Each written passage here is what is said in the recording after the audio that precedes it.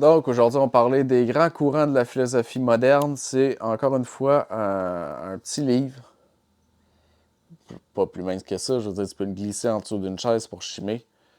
Fait que c'est les grands courants de la philosophie moderne.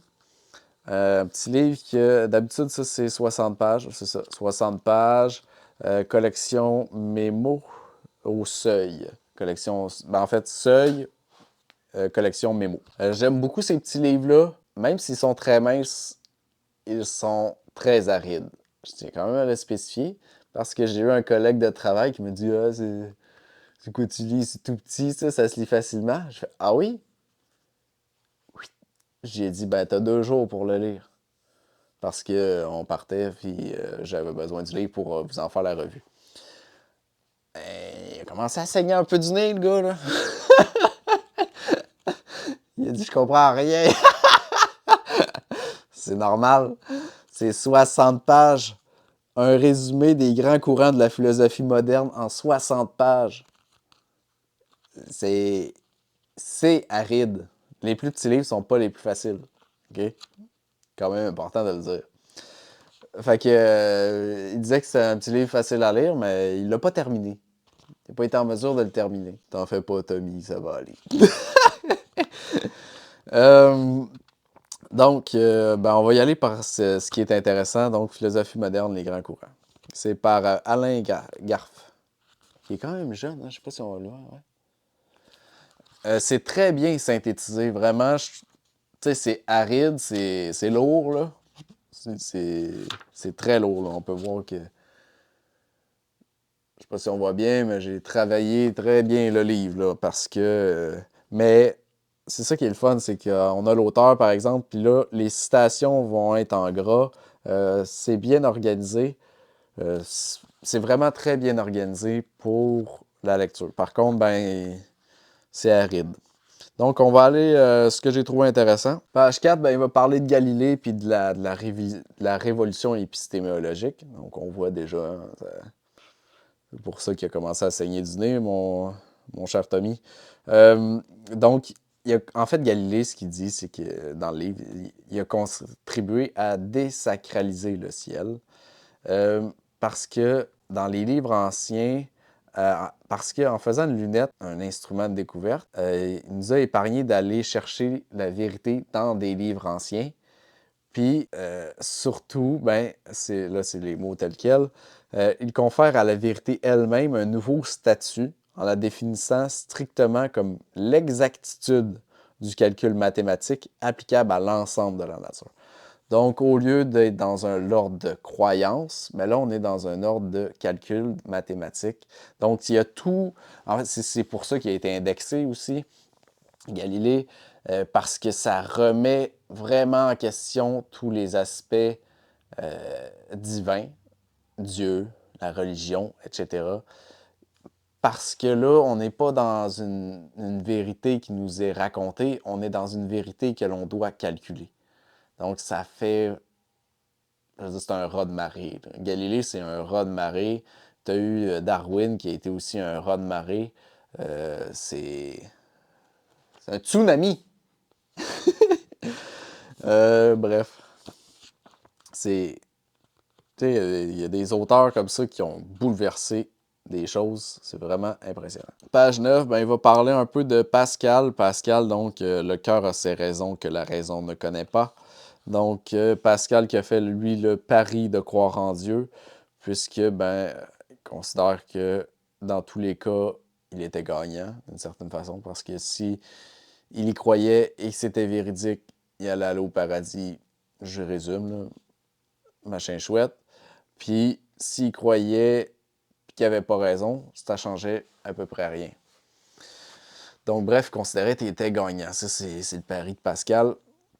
Et donc, pour lui, ben, le cœur, c'est une faculté de connaître intuitive. Donc, ben, pour lui, le cœur, en fait, c'est la faculté d'amour et ce n'est qu'en aimant Dieu qu'on découvre.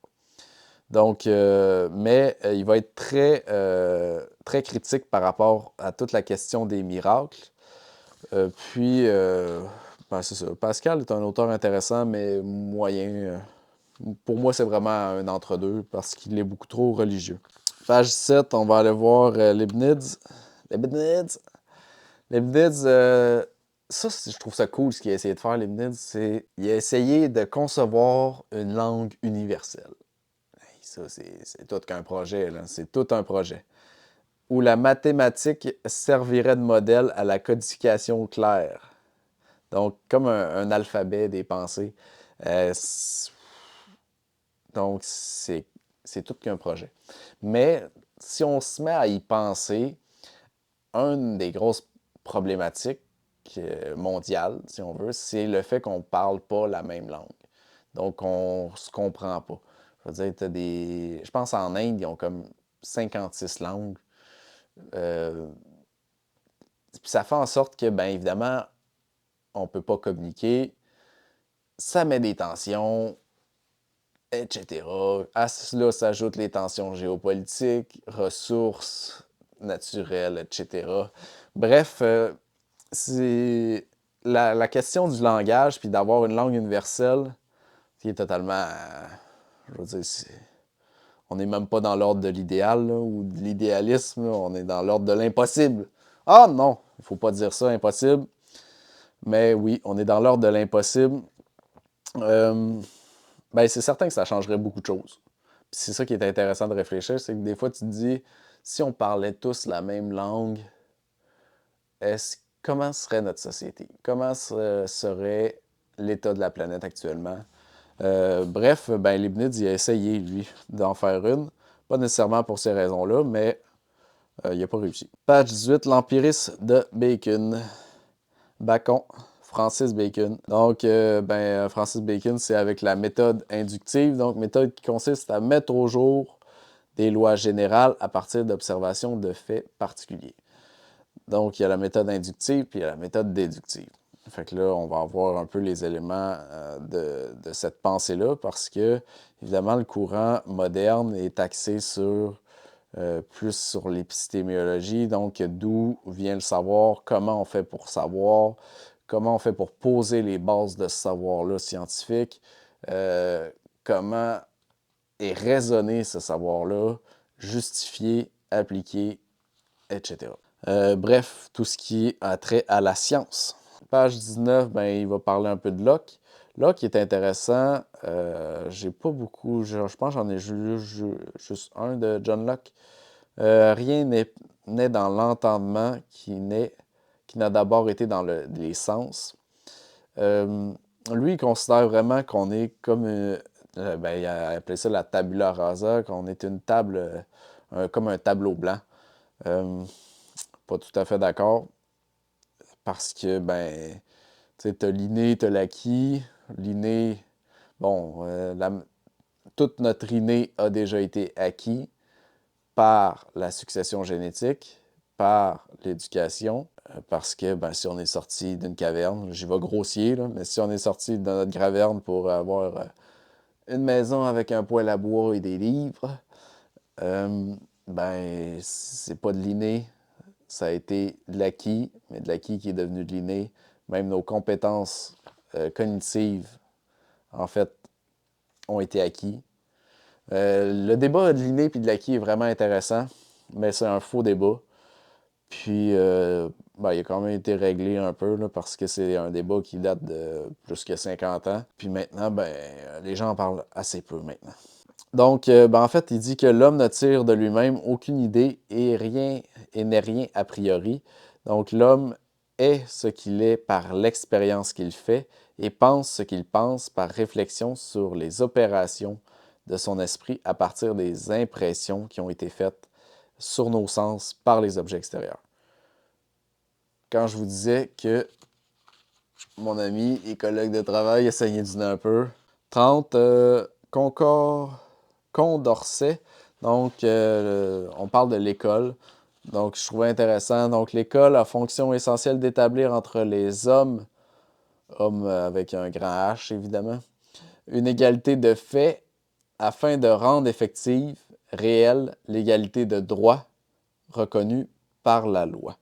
Donc, qu'est-ce que ça veut dire? Au fond, c'est que la fonction d'établir entre les hommes une égalité de fait, ben, c'est de nous rendre égaux par l'éducation et non d'avoir des gens beaucoup plus instruits qui pourraient avoir des intentions malveillantes envers d'autres, qui le sont moins, qui sont plus crédules. Et par cela même, ben, ça crée une égalité de droit qui, elle, est ensuite reconnue et appliquée par la loi. Bref, petite lecture intéressante. J'aime beaucoup ces petites lectures-là, même s'ils sont plus dures qu'elles ne le paraissent. Bonne lecture.